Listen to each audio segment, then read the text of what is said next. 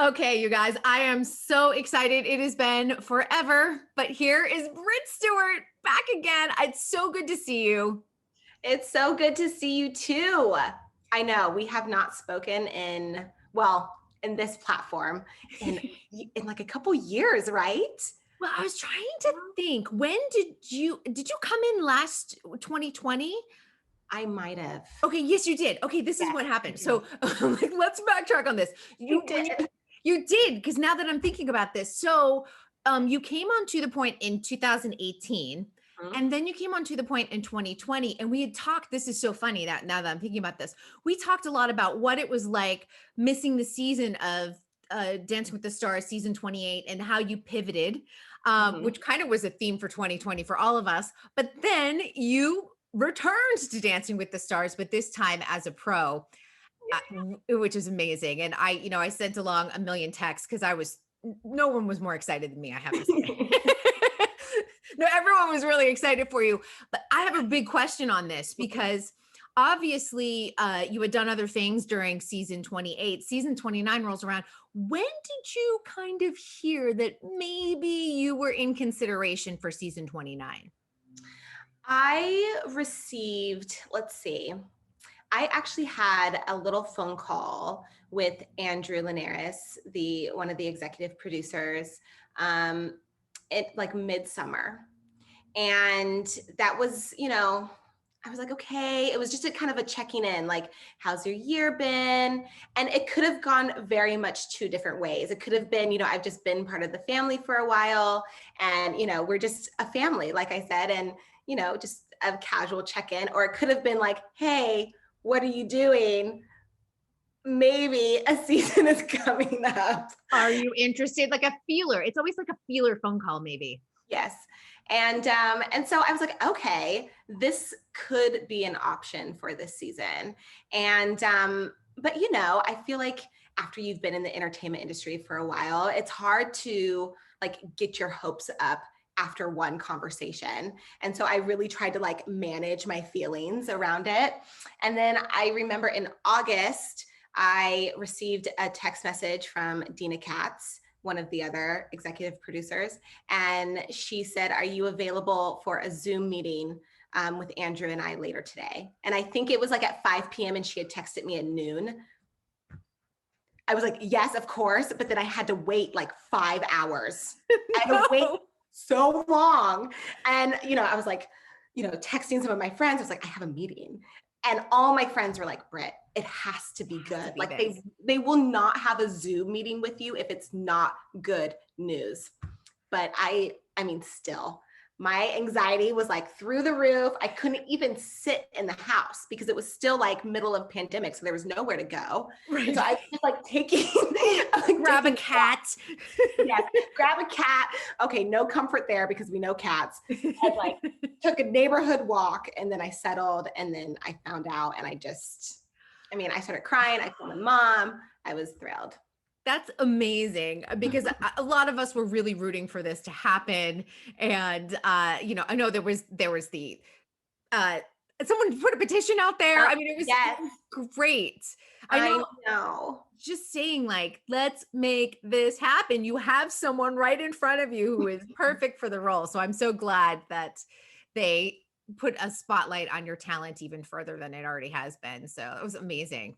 Thanks, Kristyn. You've always been such an amazing support. Thank you. Thank you. I know it. And it was like, I felt like I was pro. I was like, Brit is pro. I But think I texted you too. Like, I think I texted you like an hour before or the night before it got announced because I was like, I have to tell Kristyn. yeah, you I were have like, to don't tell say her. anything. And I was like, I won't. But I think that, that it really it's one of those things like, a group of our friends, like, just I think we all just took so much joy in seeing your success and seeing you elevated to pro. It really was a happy, like, cause for celebration for all of us. So Thanks. just know, yeah, just know that we were all cheering and rooting the whole season.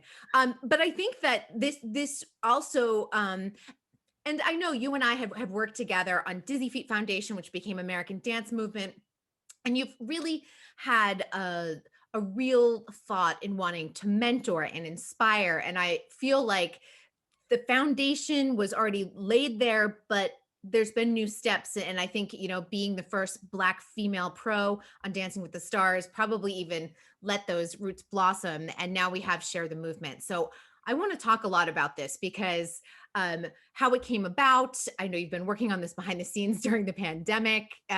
Give us the early story on this. Yes. So first of all, before I really get into it, Kristyn, I have to say thank you, because I remember my first on To the Point interview, we talked about, how I really wanted to find a opportunity to give back and to enter into the world of nonprofit. And you really set the foundation for that for me and my connection with Dizzy Feed, which is now American Dance Movement, gaining some experience there. So thank you.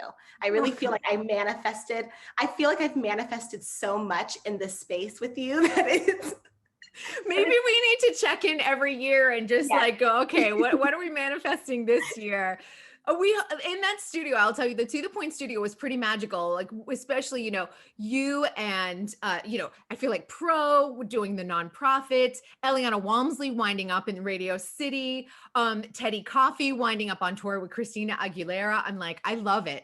It's so magical. It really is. So Share the Movement.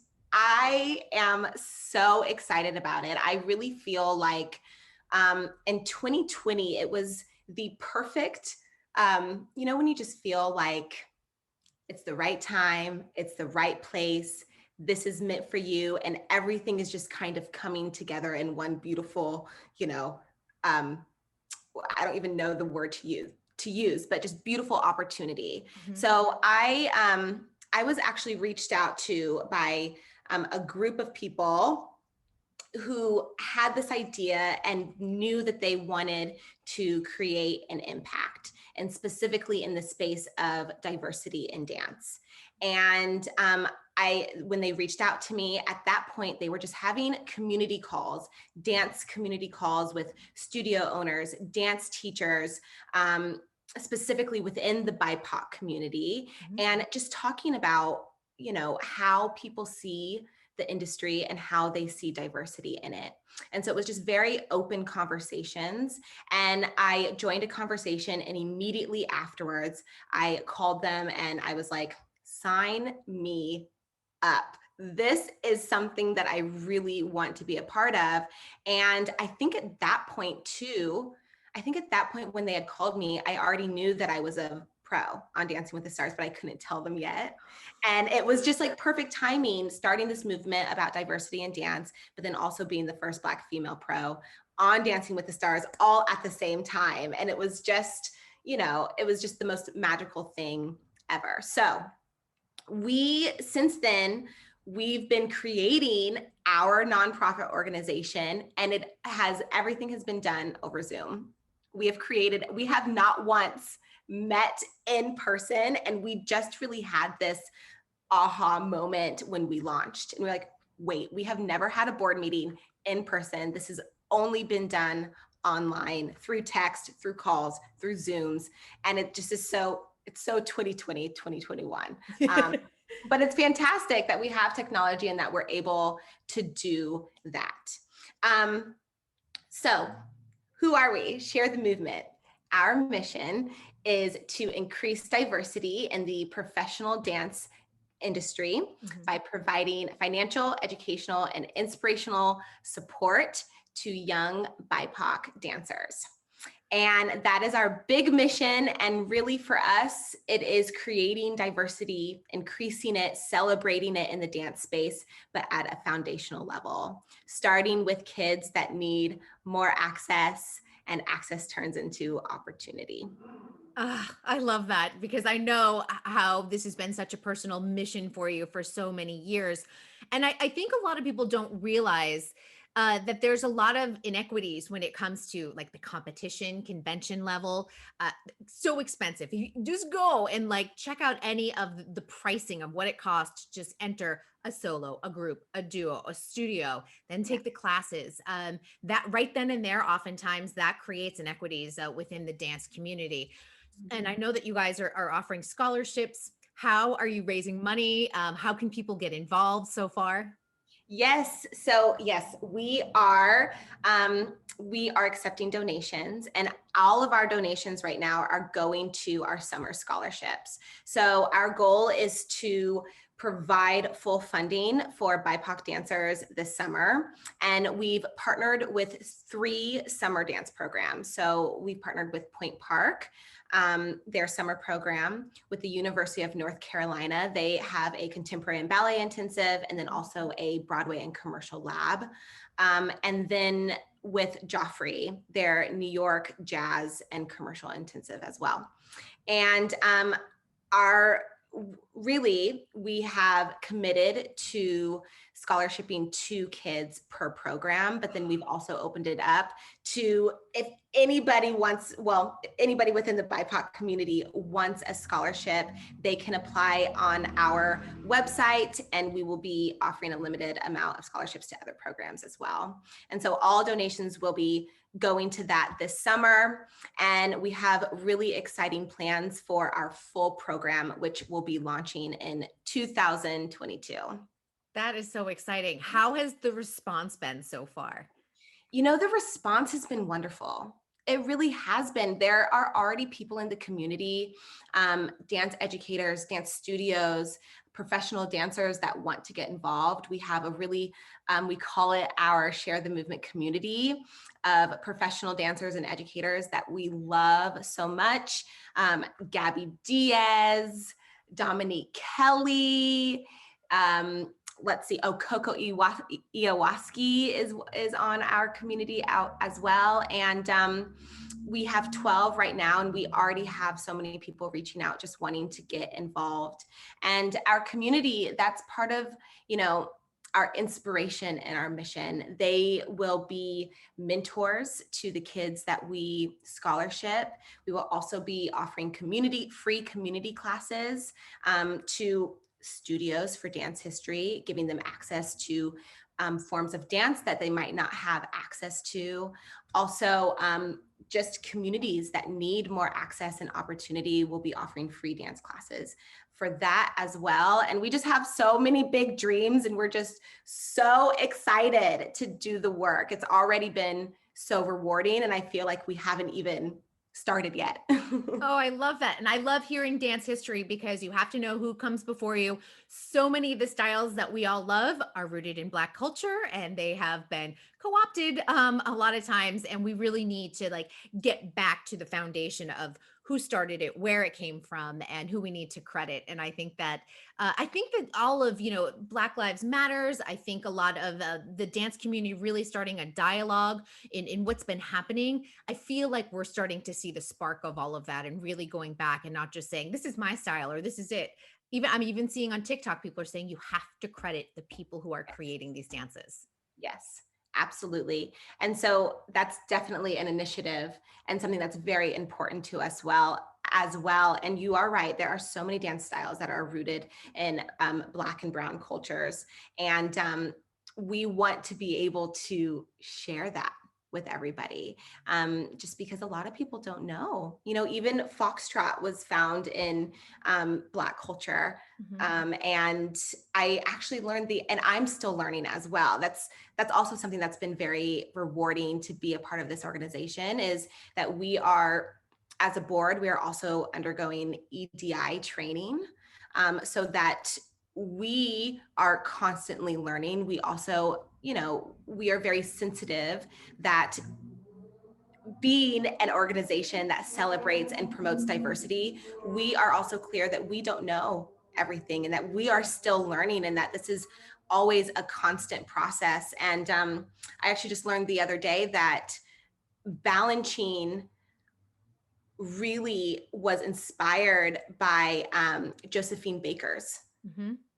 body type and movement quality. And he really formed a lot of the base of his technique off of her, which is something that I never learned about growing up. And to no one's fault, it's just hasn't been out there as part of dance history. And so we're really excited to be able to share that with to a lot of people as well. I love that. And I hope more studios really embrace the of learning of dance history. And I know there are a couple studios out there that are really starting to build that foundation and say, great, we're going to teach you all these technique classes, but we're also going to have a dance history class once a week, or incorporate it somehow into your jazz class or into your contemporary class. And again, we're all students continuously learning. It's Yeah, going to make a huge always. difference. Mm-hmm. I Yeah. love that. That's so exciting. And you have just, I feel like I was saying, you've been everywhere this week. You've been working all over the place. And I know that you were in Vegas. You've continued your choreography work. Tell us about the show you've been working on.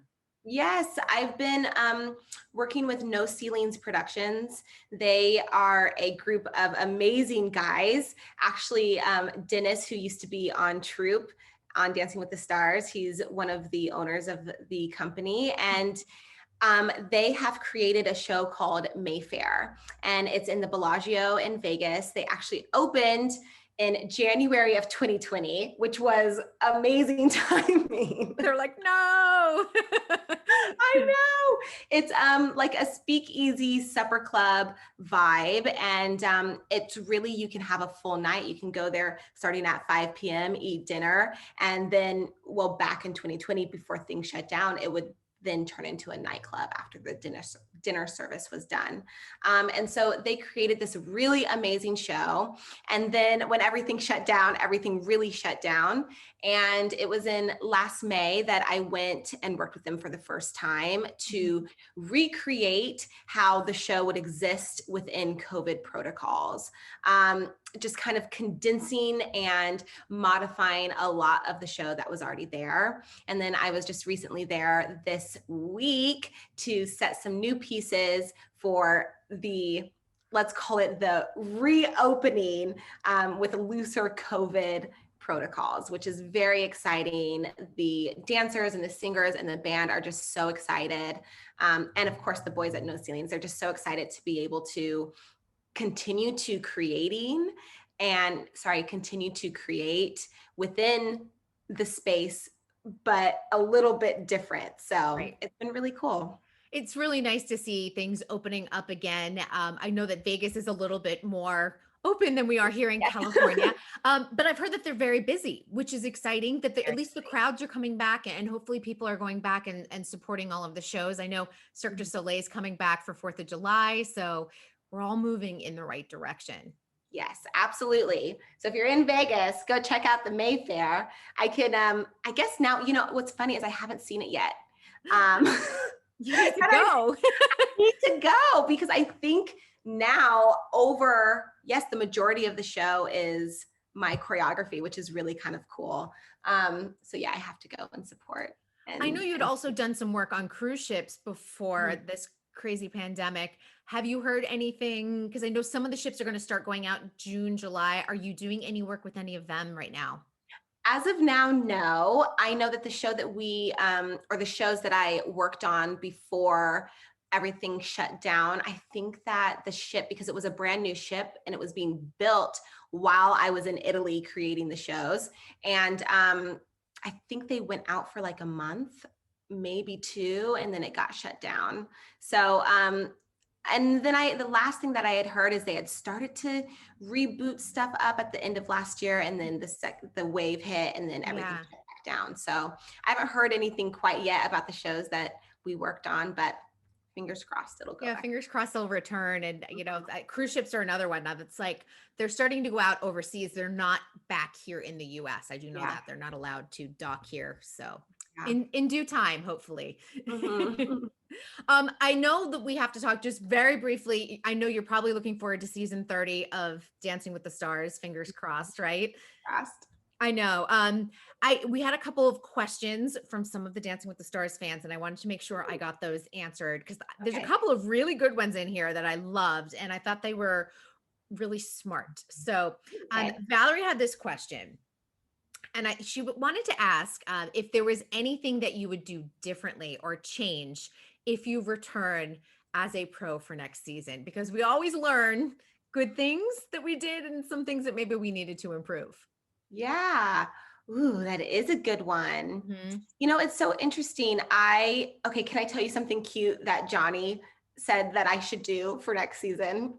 He Yes. said that I need to so before um when Tyra is like, okay, next up is Johnny and Britt, and they have like a little intro either before your package or before the commercial break, and you're just there and you're like, you wave before the dance. He was like, okay, you should choreograph those so that you're not waving the whole each. Yes. So It's I your would own little bumper. a little bumper, and it's like nothing major but something fun here and there. I think that is definitely something that I would do, and I think on my first season I was like, just focus on the dance and not all of the other things. And then let's see, what's so funny is I feel like I'm always so critical on myself. I am my biggest critic, and I think it was in January, I think, and I like woke up one day in the middle of the night and I was like, I did everything wrong. I did everything wrong. You didn't. I know. I had to talk myself off. And I know that. It's just I'm always so self-critical. And I'm really honestly, I'm so proud of last season. I think I was very blessed to get Johnny. Mhm. Just the fact that he is who he is and that we had a very authentic connection. I was very blessed in having him. And so I think one thing I will do differently is choreograph those little bumpers. But I think I'm really proud of the choreography that I set because it really I felt like fit Johnny. And so I'll just continue to really be able to be flexible and mold my choreography depending on whoever my next partner is. Yeah, I think that always serves the contestant well. The more that you choreograph to their wishes instead of like, oh, I've got all these ideas in my head, the contestant also feels more comfortable as well. So, Yeah. and it always works out better in the end. Even though I'm sure as a choreographer, you're like, I have all these great ideas, but I know. once you learn the dancer as the contestant, you sit there and think, okay, they love this, but they don't love this. This works Right. well on them. This doesn't. And I always think that the pros that really start to get that rhythm and understand that, it always turns out great, even if they are the most challenged dancer. Because we've seen people who aren't the greatest dancer, but make it all the way to the end because if the pro is working really well with the contestant and the people in the audience feel it and that's what they're voting for, it makes such a huge difference. And if they lean into the whole process. Absolutely. It was crazy setting the choreography. I would set the choreography and I would say, okay, Johnny, I know Johnny is going to be good at this. And I would go in and it would be the complete opposite. You're like, Also part of the process. It's kind of fun. It keeps you on your toes. it's a whole learning process. And I know that you guys had worked together on that freestyle. Are we ever going to see it? Because I know you've been trying to get together. I know, you know what? He lives all the way in Pennsylvania. And so and with our schedules, and honestly, both of us have been very conservative with COVID. His parents live with him. And so we just haven't felt like it's been safe for us out of that controlled environment for us to work together in that space. But we still want to, and we still will. I know all of the fans constantly, both Johnny and I, we started during the season our like weekend Q&As. And I feel like every single time I always get a question, when are you going to see Johnny? You guys promised us a dance together, and we'll get to it. We will. Yes. And I just want to let everyone know he's moving into an Olympic year Yes. for 2022. So everyone's going to have to be patient because I know he's going to be commentating and traveling and things like that. Got a lot going on. We have to. I know we were supposed to see each other this month and then something came up for him, and I've been crazy too, so we'll make it happen when it's right. Yeah, we just have to be patient. Since we always like to manifest during our interviews, Brian wanted to know where you think you'll see yourself in 5 years. So let's manifest your next big goal, Britt. Let's do it. Ooh.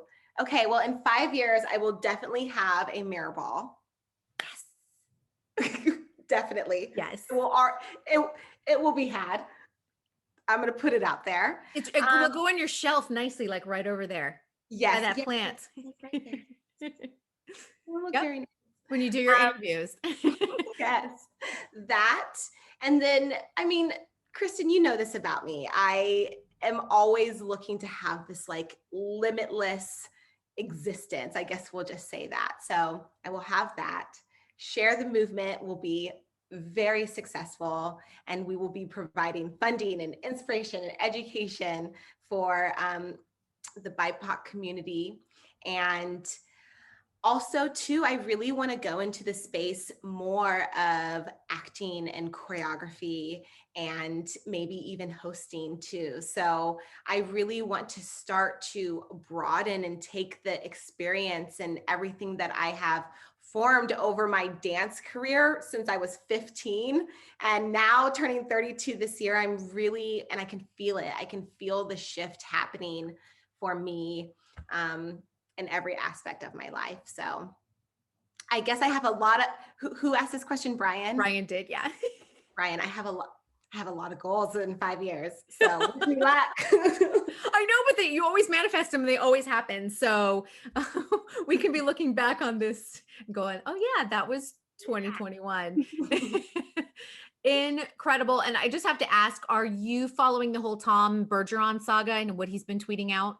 You know what, so this week has been so busy that I've seen like little hits in there, but I'm not quite sure what's happening. Okay. So I'll get you up to speed really quick. So he tweeted out this very mysterious, like, stay tuned. Just when you think you're out, they drag you back in. So everyone's like, oh my gosh. Yeah.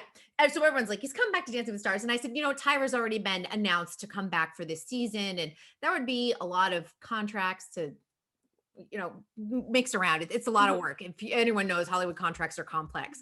So a lot of people said Jeopardy, which I thought was a great guess because all the guest hosts are happening. But then Jeopardy this week announced all of their final guest hosts. He's not on the list. So he said it's something to do reminiscent to something he's hosted before. But of course, he's hosted America's Funniest Videos, Right. Hollywood Squares, countless news programs, because he was my broadcaster when I was a kid, by the way, in Boston. Yeah. But my thought, and I'm just going to throw this out there, this is the 30th season of Dancing with the Stars. It would be nice to see him maybe as the host of a special celebrating the 30 seasons. Ooh, I have no insider information, but if we're going to manifest things, I'm going to throw it out there because he's the perfect face to do a look back special. He would be perfection for that. Okay. And then Tyra continues on with the season, and I think it fits very harmoniously. Kristyn, I love that. Yes. That would be amazing. All right. I'm just going to put it out there. And if it's right, I look like a genius. If it's wrong, it was a good idea. We'll see. So I didn't know. I was like, have you heard anything? Oh, I haven't. We don't hear anything until the last minute. So I know. It's just like, you just kind of have to keep on moving forward. And when you get that phone call, you're ready to go. You're ready to go for the season. Well, we are looking forward to season 30. Thank you so much. And I'm thrilled to see all of the excitement around Share the Movement. Oh, thank you so much.